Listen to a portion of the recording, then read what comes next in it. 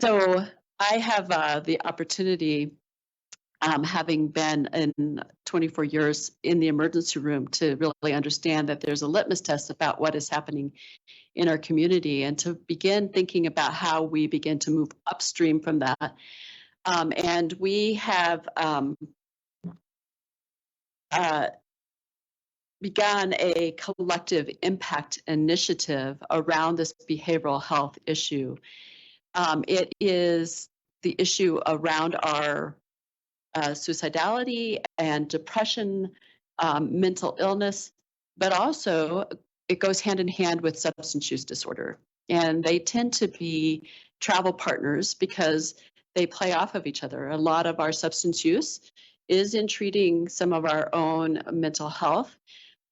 Part of Dr. Kelly's presentation was that there's that polysubstance. We use not just one drug, we use multiple because we create cocktails to help us feel better over time. And yet our substance use also destabilizes our mental health. And so it accelerates some of those problems. This initiative came out of our justice system. It's been 2 years in the making, listening to stakeholders and multiple studies that were aligned purposefully so that we would get a continuum of understanding. It started in the jail, and then the CJCC brought to bear some more monies, and public health completed some of that study with utilizing HMA, Health Management Associates, as the consultant to bring this information together. And the goal is actually that what we would be doing here is taking the action items that you've heard from like the Youth Suicide Coalition, what's happening with CHP and more general, some of our treatment options, what we have with our fire department and the CARES navigation that they do, our crisis mobilization, right? We have these great programs. How do we integrate them? How do we weave a fabric of support that is accessible for the people who need it? Again, making sure that they have warm handoffs, and we begin actually moving the needle, the dial, into prevention and upstream so that they have smaller and smaller numbers showing up for Dr. Kelly to report out on. Next slide. So why do we want a collective impact? And part of this is it's really about community impact. There's several different terms that are used for this, but it's proven and it's a systematic approach.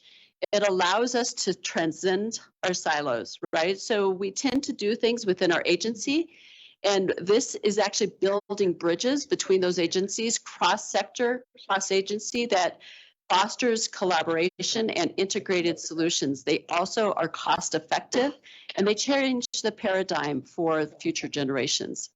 It also creates some accountability so that we have not only vision, but we have a contribution, allocation of resources.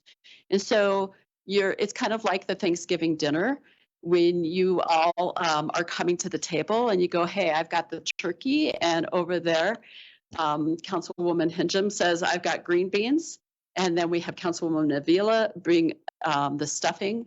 We finally will end up with a full meal, and that is what the collective impact model will allow us to do. It also lets us know what our partners are doing so that we can capitalize on using those resources. It identifies the gaps. Instead of saying, hey, that's your problem and we're going to toss that hot potato, we go, hey, this is our problem as a community. How are we going to resource that now that we know that we still need cranberry, for the dinner?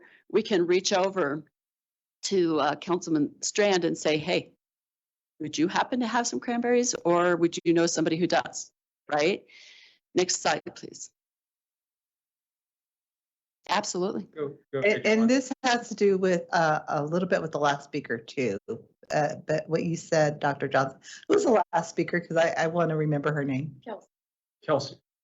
Thank you, Kelsey. So one thing that you said, Kelsey, was, we have to watch our language and around how we talk about it, right?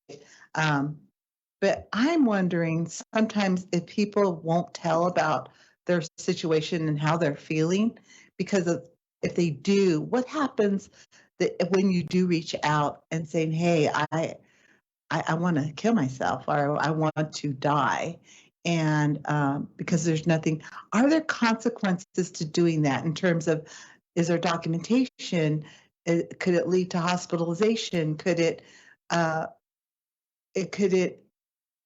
where there's and ultimately lead to maybe job loss or something like that? Because I'm thinking that that might be one of the reasons that people don't reach out. But I figured between the two of you, you would be able to answer. Yeah, thank you for that comment. I think you make a really excellent point. There are definitely things like that that are consequences of reaching out that do keep people from speaking up. And we have heard that. Oh, okay. Scooch it forward. We have heard that several times over the years in this work. And certainly, some of it can be addressed through addressing stigma in our community. And, you know, part of it, when we are speaking about suicide more, when we are telling our stories of resilience and hope, hopefully that addresses that stigma and opens up the door for people to speak out more openly. But there are also some systems pieces that are at play here around, you know, consequences. If something is in your file, it might affect your future job prospects, or perhaps your military service if you go into the military and things like that. So we have heard those for sure, and they definitely are at play here in our community and in the country. And then in terms of you know, hospitalization and the impacts of that, it can be very stressful for sure on families and financially, and to go into that level of care. So that's part of why we would encourage you to take these classes, to be prepared to have those conversations when someone is in crisis or experiencing a moment of suicidality or struggling, because it coaches you on how to have that conversation in a way that leads them to, you know, taking that step with you to go get help, and to what is that next step, and what does our safety plan look like. And so I really believe that taking the time to have that training is incredibly helpful, so that we're prepared for talking through and thinking through those consequences with people when they're in those moments of crisis. Okay. Yeah, and I would tag on to that to say that, you know, there are always one of our jobs is to really try to help people think through unintended consequences, right? I mean, when we initiate something, it can always happen. And one of the brilliant things that these ladies have done is to continue that conversation, and I've forgotten the initiative's name, but the sharing of information. So when they would come, these children come to my emergency room, I wouldn't necessarily get the documentation from the schools because there's a privacy issue with FERPA, and then we have HIPAA, and all of these kind of systems are in place to truly protect the individual, but the unintended consequences that we don't connect and weave together their care. And so this kind of sharing information has been a long time in the making. It has taken hundreds to maybe thousands of hours and commitments from school, first responders, providers to overcome some of those consequences, so that we get the right care at the right time and in the right place, and give particularly our youth an opportunity to grow. I am certainly happy nobody, you know, pigeonholed me at the age of 15 when I was so shy and couldn't speak, that was who I was going to be, because then I wouldn't be here today, right? With the opportunity to grow and evolve and change and learn. And again, our mental health can be a crisis moment, and we should be able to help people step up above that and see hope to move beyond that, without it being something that has to follow them throughout life as punitive. It actually is a moment of celebration because it is conquering. And so we are certainly working on all of that, but systems change is really difficult. And that's what this initiative is about, which is why we're presenting it to you, because it is going to end up having to be a public and a private sector integration. It's going to have a potential for legislation and advocacy and regulation that empowers the right actions to be taken. And so we're going to chart a course forward with this Behavioral Health Steering Committee, leveraging what we already have in place. The current assets, which include those crisis units, Beacon and the CRT, as well as CARES, diversion programs that have been developed. We are focusing on some of the justice involved, but it's a continuum of care, because to really keep people, it's like keeping them out of the coroner's purview. We have to move upstream. One of the places that we know people have some of those long-term consequences, City Councilwoman Avia, that you spoke of, is if they end up in jail. And we are wanting to divert people who are struggling with perhaps mental health or struggling with substance use into the right care, and avoid some of these justice solutions that have been there in the past. So we'll leverage partnerships and strategies, creatively mobilize our resources across the system, and begin braiding them so that we weave this fabric of safety for our community and health. And then we need to address short and long-term behavioral health system goals. We need the short term because we need some answers today, but we also need hope that we're making a difference. But we have to understand that this is a paradigm that is an investment over time. I've been involved in this since 2012 when we acted on a white paper to begin CARES. And then from that came CRT, from that came Beacon. Out of CRT, we saw this rise in calls from our schools. And about the time that we began at the fire department to address that, along comes Megan, and they took the ball running with public health to really initiate the suicide prevention. And so it is, when I look back through my lens of the last decade, we are so far ahead and we have resources. And I think the iron is hot. It is time for us to act. So next. This is a critical focus that the steering committee will be able to do to really create some sustainable solutions along with those long-term goals. It'll be integrated. We're going to be data-driven. We have opportunities, and we'll speak to that, and it's consistent communication. If I can just say communication.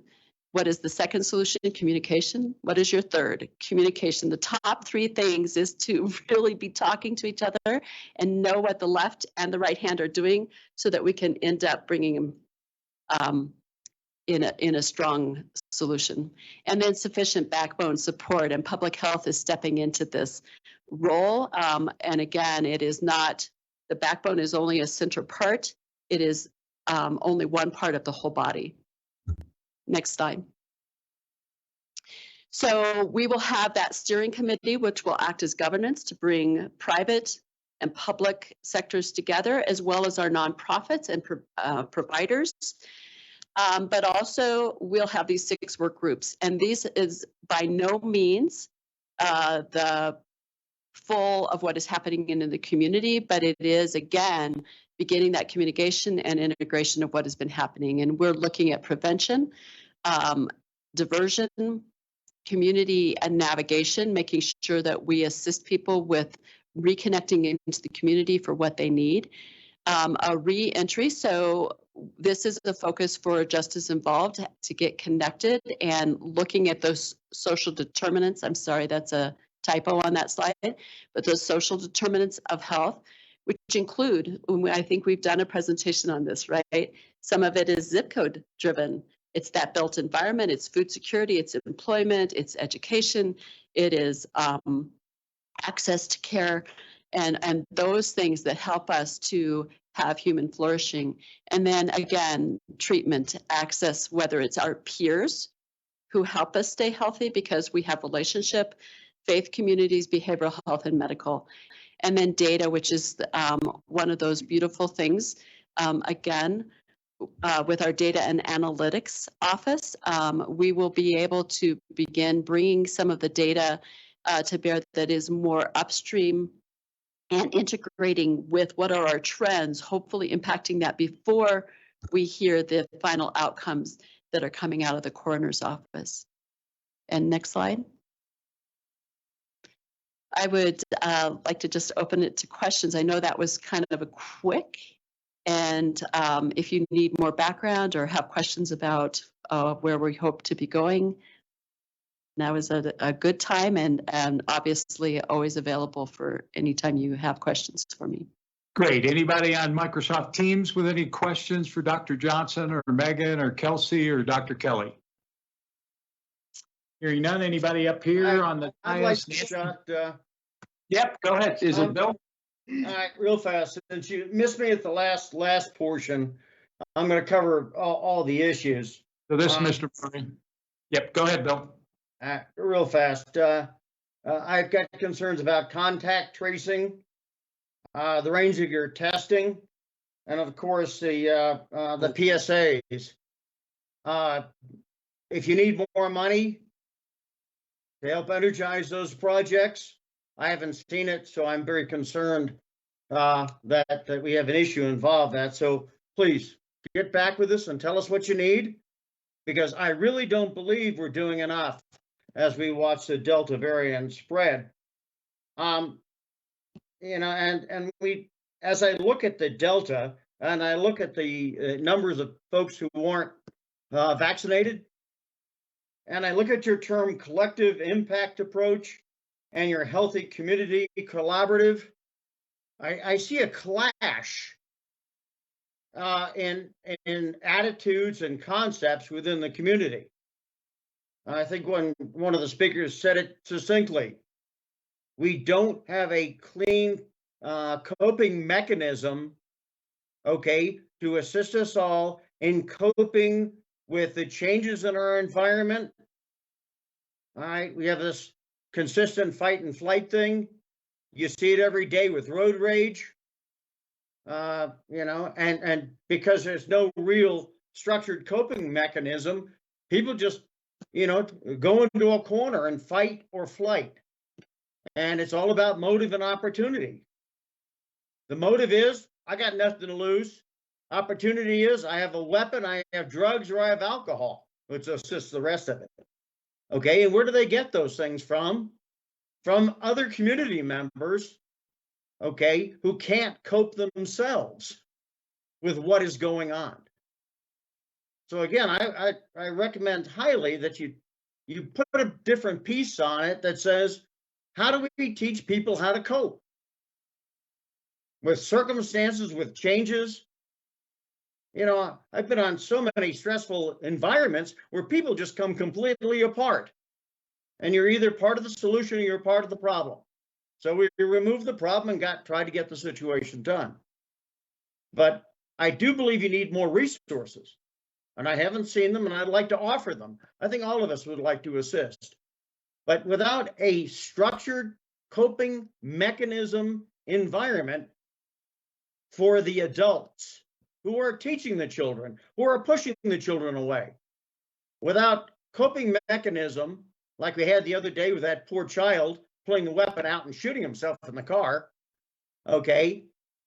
Ladies and gentlemen, it's the adults here who are not learning the lesson, who are not coping well, okay, who are assisting the bigger problem we have.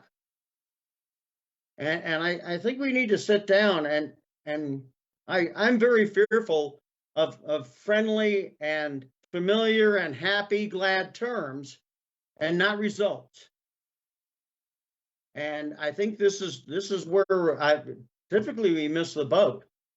And again, I think we really need to develop a coping mechanism project, okay, and stress it to the parents to try to get some of the stuff done. My 2 cents. Thank you. Hey, Bill, I know we hear you about asking if they need more resources and the coping mechanism. Any other specific questions that you want to ask to Dr. Johnson? No, thank you. And Dr. Johnson, would you like to respond?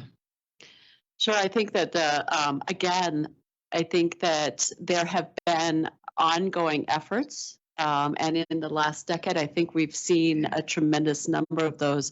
I think with, again, this support, and I thank you, Mr. Murray, for your support and offering more resources.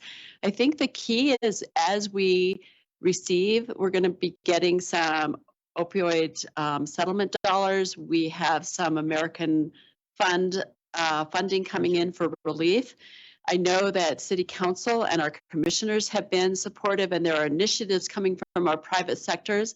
Again, I would say that the communication and then integrating these monies so that we are creating a system and a fabric of prevention, resilience, which is what I term our coping mechanisms, but it's having options in your toolbox.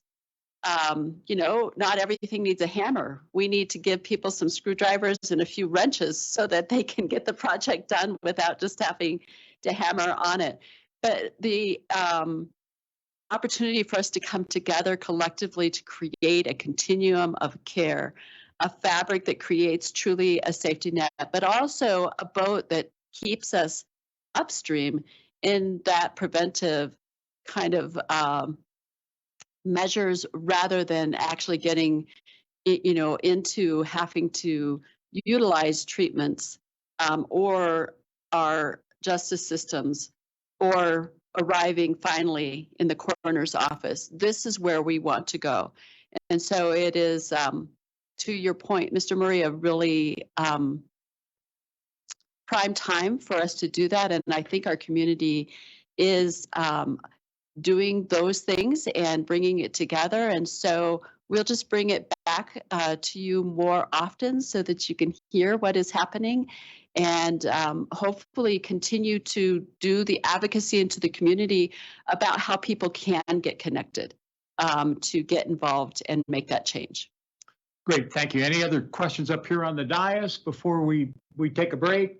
Real quickly, I just want to say I think it behooves us all, and I look at my fellow council members, to remember what you have said to us today. You're asking us to communicate and to collaborate. And it's a great strategy that you put forward. We don't actually have access to those slides in our link. If you could send those, that would be great. Yeah, we'll get those. The additional slides that we didn't get from Dr. Kelly. Yep. So collaboration is a part of the mayor's strategic plan for all kinds of things, and it fits in this topic as well. So thanks so much for the time. Well, great. And Dr. Johnson, Dr. Kelly, Megan, Kelsey, thanks for spending the last couple of hours with us. We appreciate that very much.